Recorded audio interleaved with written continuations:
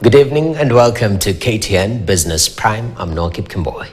Kenya has sufficient petroleum product stocks to cover both the country and region.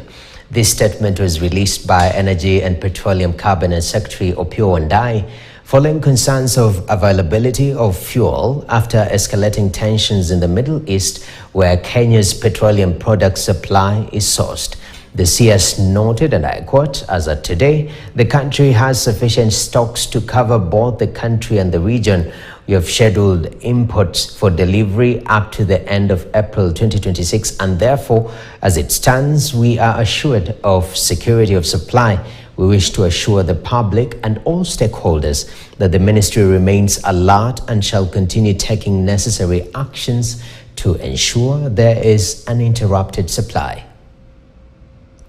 In Kenya's Asal regions, where drought